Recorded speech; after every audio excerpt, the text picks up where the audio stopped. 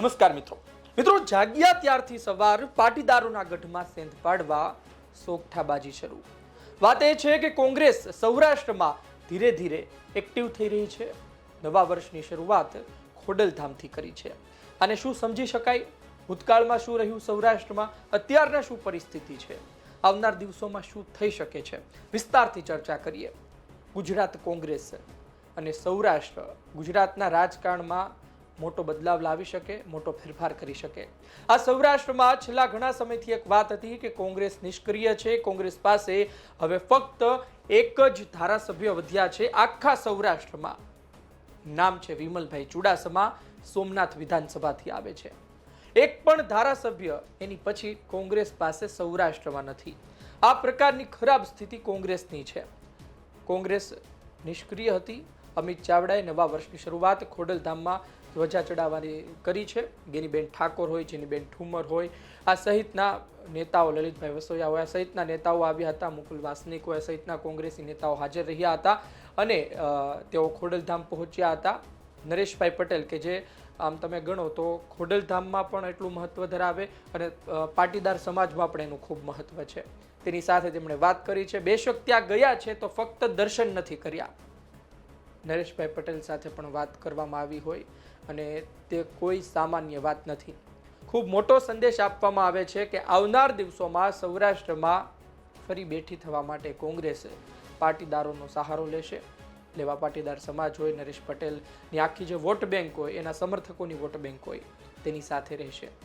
વાત એ છે કે તેઓ ત્યાં પહોંચ્યા, તેમણે તેમની સાથે વાત કરી હોય, અલગ અલગ મુદ્દે વાતચીત થઈ હોય, પરંતુ અત્યારે ભારતીય જનતા પાર્ટીમાં નવા પ્રદેશ પ્રમુખ જે નિમાયા છે એ પણ ઓબીસીથી આવે છે। કોંગ્રેસના પ્રદેશ પ્રમુખ પણ ઓબીસીથી છે અને આમ આદમી પાર્ટીના પ્રદેશ પ્રમુખ પણ ઓબીસીથી છે, ઈસુદાનભાઈ ગઢવી।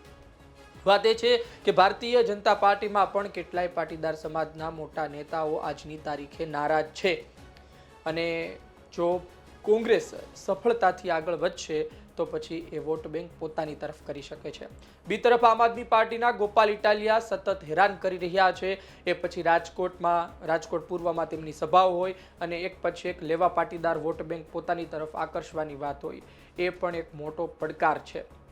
જોકે જયેશ રાદડિયા અને નરેશભાઈ પટેલની દુશ્મનીની જે વાતો છે એના કારણે મોટો ફરક પડતો હોય છે, પરંતુ આવનાર દિવસોમાં એ પણ જોવાનું રહેશે કે આ મુલાકાત, આ બેઠકો કેટલી કારગર રહે છે।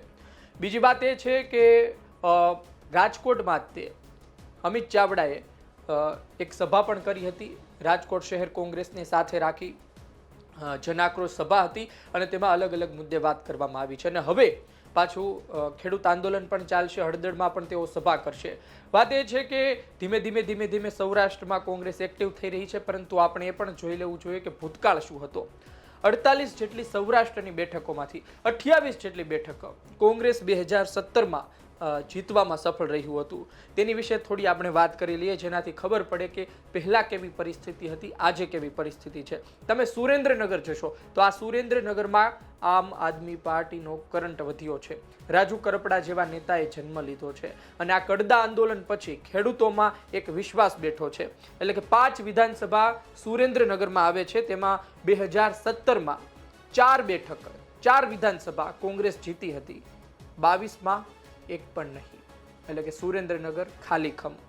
તમે મોરબી જશો તો 2017માં 3 વિધાનસભા મોરબીની અંદર આવતી, મોરબી, ટંકારા, વાંકાનેર, 3 કોંગ્રેસે જીતી હતી, 2022માં એક પણ નહીં। આ મોરબીમાં પણ આમ આદમી પાર્ટી ધીરે ધીરે આગળ વધી રહી છે અને ભારતીય જનતા પાર્ટી પણ મહેનત વધારી રહી છે। રાજકોટ જાઓ તો રાજકોટ ભારતીય જનતા પાર્ટીનો એક રીતે ગઢ કહેવાય। 2017માં આ ગઢમાં પણ સેંધ પડી હતી, એક બેઠક ધોરાજીથી કોંગ્રેસ જીતવામાં સફળ રહી હતી, બાકી એક પણ જીતી નહોતી અને 2022માં એ ધોરાજી પણ જતી રહી। તમે જામનગરમાં જાઓ તો જામનગરની 5 વિધાનસભા છે। આ 5 વિધાનસભામાંથી 2017માં કોંગ્રેસ 4 બેઠક જીતવામાં સફળ રહી હતી, કાલાવાડ, જામનગર ગ્રામ્ય, જામનગર ઉત્તર, જામજોધપુર। 2022 આવતા એક પણ બેઠક વધી નથી। એટલે કે જામનગરમાં આજની તારીખે ભારતીય જનતા પાર્ટી પાસે બેઠકો છે, આમ આદમી પાર્ટી પાસે જામજોધપુર બેઠક છે, પણ કોંગ્રેસ પાસે એક પણ બેઠક નથી। તમે દ્વારકા જાઓ, દ્વારકામાં 2 બેઠક, જામ ખંભાળિયા અને દ્વારકા વિધાનસભા. આ બંને બેઠકમાં તમે જુઓ તો એકમાં દ્વારકાથી પબુભા માણેક વર્ષોથી જીતતા આવે છે, પણ જામ ખંભાળિયામાં તો કોંગ્રેસ હતી, ત્યાં હવે નથી રહી. ત્યાં પણ ભાજપ આવી ચૂક્યો. એટલે 2017માં એક હતી, ત્યાં પણ હવે નથી રહી. પોરબંદરમાં 2 વિધાનસભા, પોરબંદર કુતિયાણામાં કાંધલ જાડેજા જીતે છે, સમાજવાદી પાર્ટીથી જીત્યા. હવે પોતે નગરપાલિકાની ચૂંટણી પણ રાણાવા હોય, કુતિયાણા હોય, તે જીતીને પોતાનો દબદબો પ્રસ્થાપિત કર્યો. ત્યાં પણ કોંગ્રેસ નથી. અને પોરબંદરમાં જે 2017માં નહોતા જીત્યા, પણ 2022માં જીતીને આવી કોંગ્રેસ. અર્જુનભાઈ મોઢવાડિયા જીત્યા, વંડી ટપી ગયા આજની તારીખે ભાજપમાં. એટલે પોરબંદરમાં પણ કશું નથી, ખાલી ખમ. તમે જુનાગઢ જાઓ તો જુનાગઢમાં 5 વિધાનસભા છે. આ 5 વિધાનસભામાંથી કોંગ્રેસ 2017માં 4 વિધાનસભા જીતી હતી. માણાવદર, જુનાગઢ, વિસાવદર, માંગરોળ. 2022 આવતા આખું ચિત્ર બદલાઈ ગયું. 2022માં તેઓ માણાવદર જીતવામાં સફળ રહી હતી, બાકી ભારતીય જનતા પાર્ટી પાસે ગઈ. અને વિસાવદર છે એ આજની તારીખે આમ આદમી પાર્ટી પાસે છે. 2022માં ભૂપતભાઈ જીત્યા, ત્યારબાદ તે વંડી ટપ્યા, ગોપાલભાઈ આવ્યા, લડ્યા અને જીત્યા. એટલે કે ત્યાં પણ આજની તારીખે કોંગ્રેસ પાસે એક પણ બેઠક નથી. તમે ગીર સોમનાથ જાઓ તો ગીર સોમનાથની 4 બેઠક 2017માં ભારતીય જનતા પાર્ટી જીતી, તમામ બેઠક, સોમનાથ, તાલાલા, કોડીનાર, ઉના. તેમાંથી 2022માં ફક્ત એક બેઠક કોંગ્રેસ જીતવામાં સફળ રહી, એ છે સોમનાથ. અને વિમલ ચુડાસમા આજની તારીખે પણ વંડી નથી ટપ્યા અને કોંગ્રેસમાં છે, એટલે સૌરાષ્ટ્રના એકમાત્ર કોંગ્રેસના ધારાસભ્ય. અમરેલી જશો તો અમરેલીમાં 2017માં તમામ બેઠક કોંગ્રેસ જીતી હતી. 5 બેઠક પર કોંગ્રેસનો પંજો હતો. ધારી, અમરેલી, લાઠી, સાવરકુંડલા, રાજુલા, તમામ બેઠક પર કોંગ્રેસ જીતી હતી. પરંતુ 2022 આવતા બધું બદલાઈ ગયું. એક પણ બેઠક અમરેલીમાં આજની તારીખે એક પણ બેઠક કોંગ્રેસ પાસે નથી.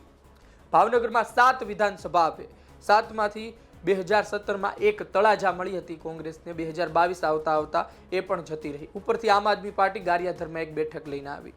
બોટાદમાં જશો, બોટાદની 2 વિધાનસભા, ગઢડા અને બોટાદ પોતે. તો બોટાદમાં તો ચાલો કોંગ્રેસ નહોતી આવતી, પરંતુ ગઢડામાં તો આવતી હતી. એ 17માં જીતી હતી, 22માં એ પણ જતી રહી. એટલે કે વાત એ છે કે આ ઓવરઓલ અલગ અલગ આખી પરિસ્થિતિ છે અને સૌરાષ્ટ્રમાં ખૂબ મહેનત કરવાની જરૂર છે.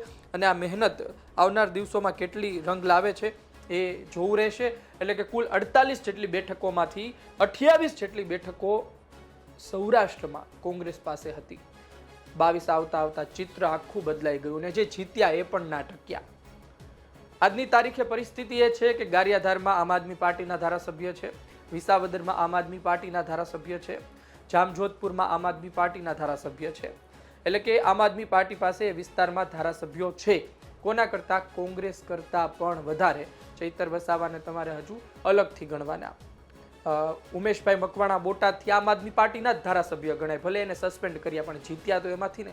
એટલે પરિસ્થિતિ એ છે કે આમ આદમી પાર્ટી તેનાથી મજબૂત થઈ ચૂકી છે. હવે જાગશો નહીં, હવે દોડશો નહીં, હવે કામ નહીં કરો, લોકો વચ્ચે નહીં રહો, પ્રોપર એક સ્ટ્રેટેજી સાથે, સોગઠાબાજી સાથે આગળ નહીં વધો તો પછી આ પણ જતું રહેશે. ફક્ત ઉત્તર ગુજરાતથી, ફક્ત અમુક વિસ્તારથી ગુજરાત સર ન કરી શકાય.